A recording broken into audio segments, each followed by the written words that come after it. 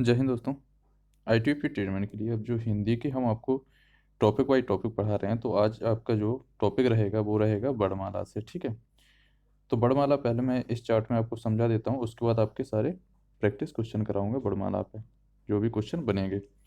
और वर्णमाला पे लगभग मैं आपके 3 क्लास कराऊंगा, 50-50 क्वेश्चन की प्रैक्टिस करा के। ठीक है, तो पहले इसको समझ लेते हैं। जैसे कि कंठ, तालव, मूर्धन, दंत और ओष्ठ 5 प्रकार की होती हैं। कंठ में आपके क्या क्या आता है? का, खा, गा, घा और या। तालब में आते हैं चा, छा, जा, झा और या। ठीक है, और सीटी वाले जो सा होता है वो भी तालब व्यंजन में आता है। नेक्स्ट है, जैसे कि मूर्धन में है, तो मूर्धन में क्या आएगा? टा, ठा, डा, ढा, या। उसके बाद दंत में आ जाइए। दंत में ता, था, दा, धा, ना। और ओष्ठ में पा, फा, बा, भा और मा। ठीक है, दंत दंत में आपका एक रा वाला सा भी आता है, और मूर्धन्य में आपका पा वाला सा भी आता है। ठीक है, तो ये रहे आपकी पूरा वर्णमाला का चार्ट। अब आपको यहाँ से देख लेते हैं, जैसे कि आपसे अघोष पूछ लिया जाए और अल्पप्राण। अघोष, महाप्राण, अघोष, सघोष, सघोष। तो इसका एक मैंने शॉर्ट ट्रिक इस पे बनाया है। पहला, तीसरा, पांचवा आपका क्या होगा? वो होगा अल्पप्राण। पहला, तीसरा, पांचवा आपका पहला, तीसरा और पांचवा आपका क्या हो जाएगा? अल्प प्राण। ठीक है, और दूसरा और चौथा हो जाएगा आपका महाप्राण। तो इन्हें आप जरूर लिख लीजिएगा अलग से। उसकी बात की जाए तो जैसे कि अघोष और सघोष की बात की जाए, तो पहला दूसरा क्या होता है? अघोष होता है, और लास्ट के 3 सघोष होते हैं। पांचवा अक्षर की बात की जाए तो पांचवा अक्षर जो होता है वो नासिक व्यंजन होता है। ठीक है, तो आई होप, मुझे लग रहा है कि आपको चार्ट समझ में आ गया होगा।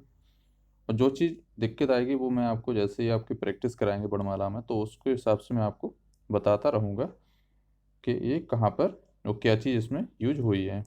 ठीक है, और भी जैसे मान लीजिए स्वर की बात की जाए तो स्वर आपके 11 होते हैं। स्वर जो हैं वो 11 होते हैं, और 33 जो होते हैं वो आपके क्या होते हैं? व्यंजन होते हैं। ठीक है, उसके बाद जैसे कि संयुक्त व्यंजन होते हैं, तो संयुक्त व्यंजन आपके लिख देते हैं अलग से। संयुक्त संयुक्त जो व्यंजन होते हैं वो आपके कौन कौन से होते हैं?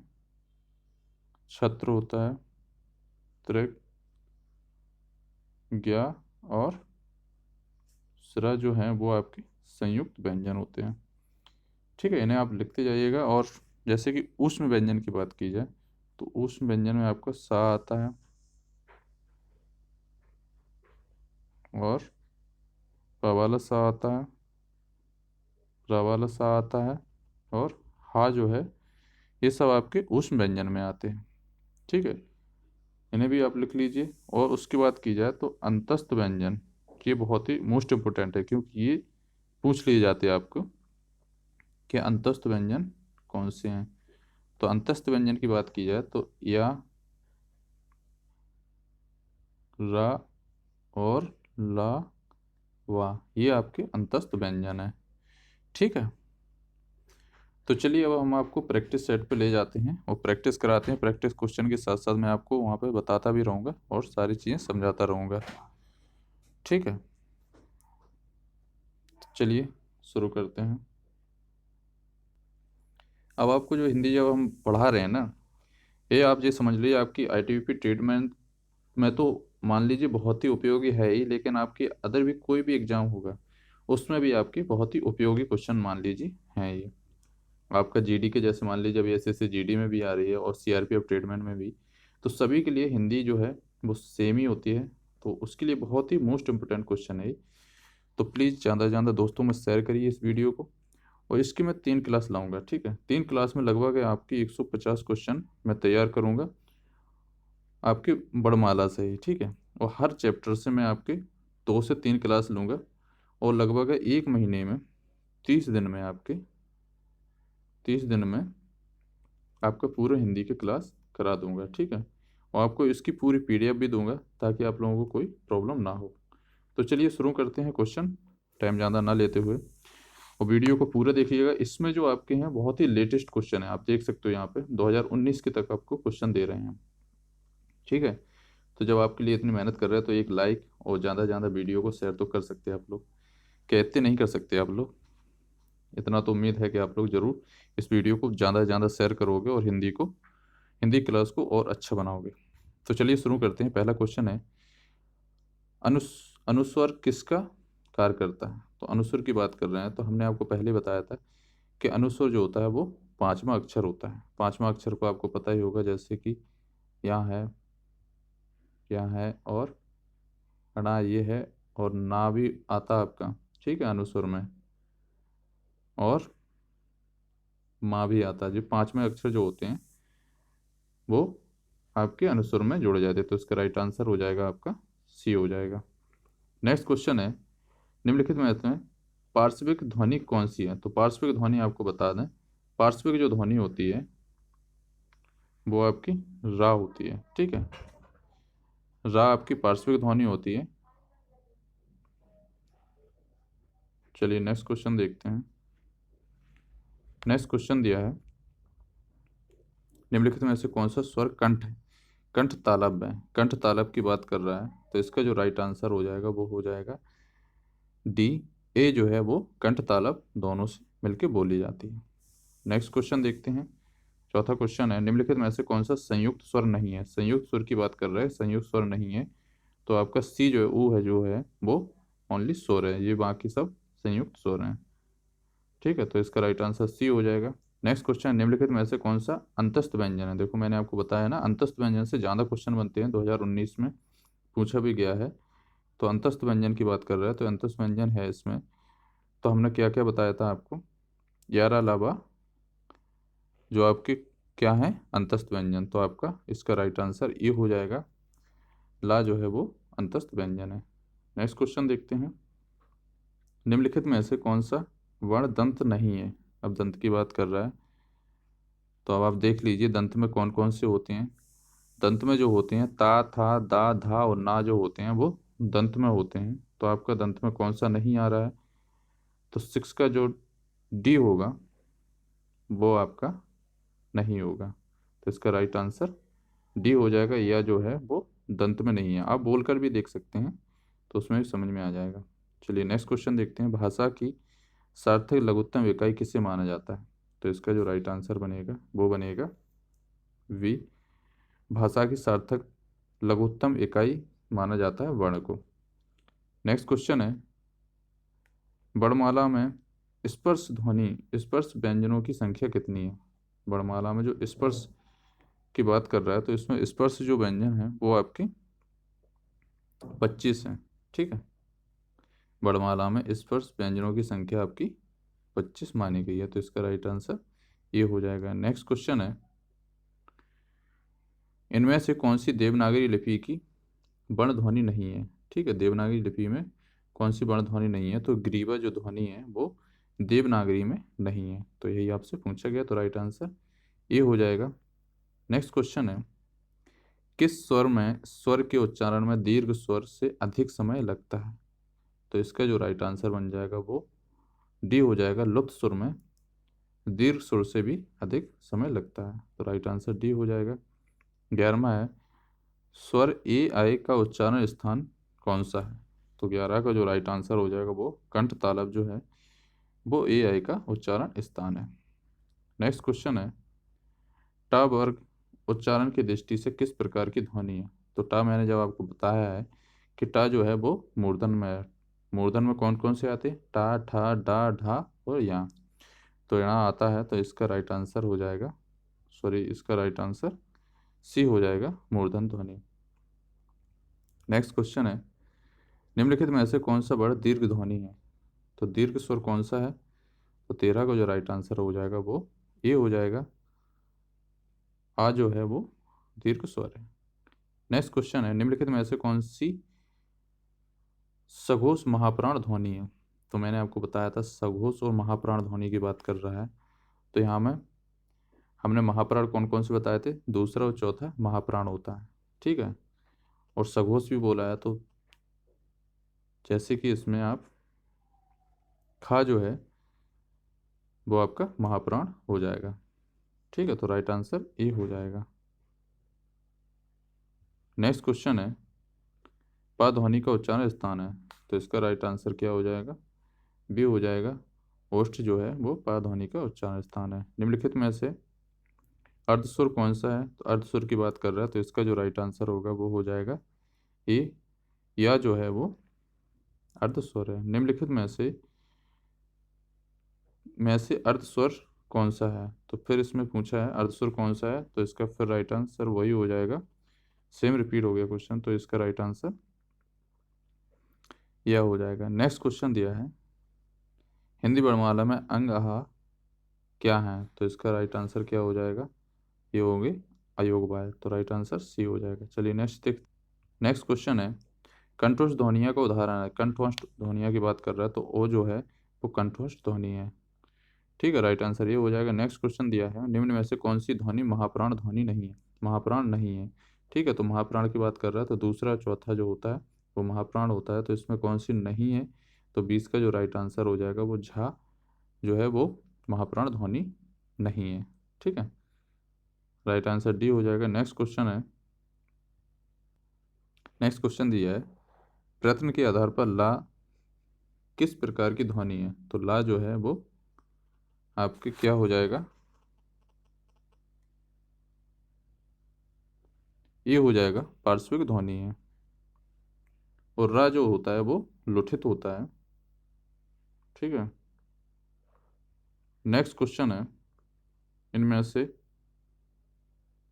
कौन सी युग्म अघोष ध्वनि है, तो अघोष ध्वनि की बात कर रहा है, तो पा और फा जो होता है वो अघोष ध्वनि हो जाएगी। नेक्स्ट क्वेश्चन है, ड़ा वर्ग का उच्चारण स्थान कौन सा है, तो ड़ा वर्ग का उच्चारण स्थान कौन सा है, तो इसका जो राइट आंसर हो जाएगा वो बी हो जाएगा। मूर्धा जो है वो ड़ा वर्ग का उच्चारण स्थान है, ठीक है। नेक्स्ट क्वेश्चन है, हिंदी वर्णमाला में अंगवाहा क्या है, तो इसका राइट आंसर क्या हो जाएगा, सी हो जाएगा अयोगवाह। नेक्स्ट क्वेश्चन है, सा ध्वनि उच्चारण स्थान में क्या है, तो इसका राइट आंसर बी हो जाएगा तालब है। नेक्स्ट क्वेश्चन है, छा ध्वनि का उच्चारण स्थान कौन सा है, तो इसका राइट आंसर हो जाएगा ए, दंत ध्वनि हो जाएगी। नेक्स्ट क्वेश्चन है, उच्चारण स्थान पे नेक्स्ट क्वेश्चन है,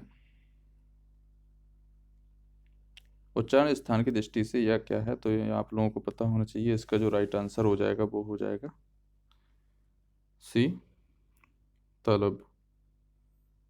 नेक्स्ट क्वेश्चन है 28, ला व्यंजन कौन सा है, तो इसका राइट आंसर हो जाएगा बी, मूर्धन।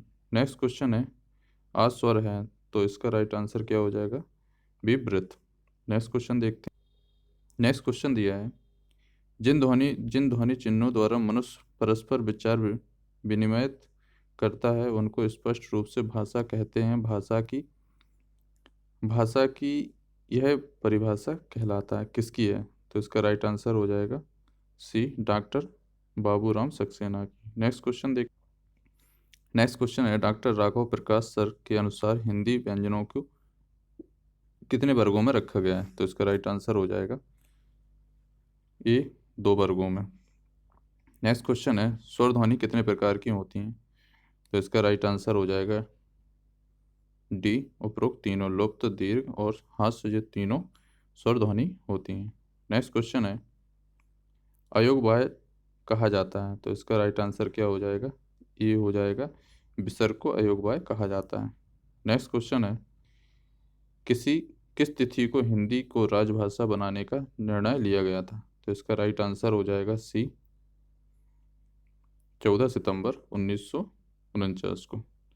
नेक्स्ट क्वेश्चन है, ओ और आओ किस प्रकार के बाण हैं, तो इसका राइट आंसर क्या हो जाएगा, कंठोष्ठ, तो डी हो जाएगा राइट आंसर।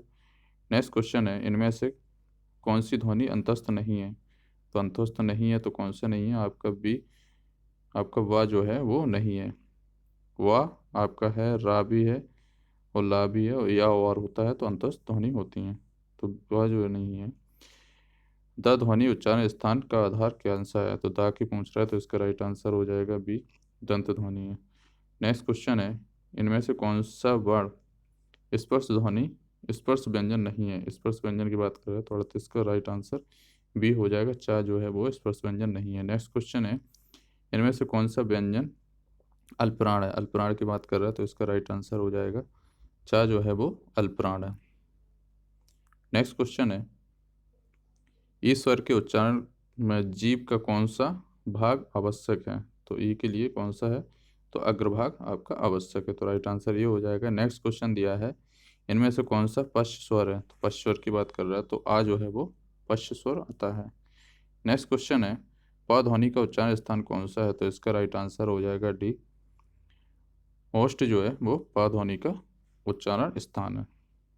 नेक्स्ट क्वेश्चन है, हिंदी वर्णमाला में तालव्य ध्वनियाँ कौन सी हैं? तो चा छा जा जो है आपकी वो तालव्य ध्वनियाँ हैं, तो राइट आंसर ए हो जाएगा।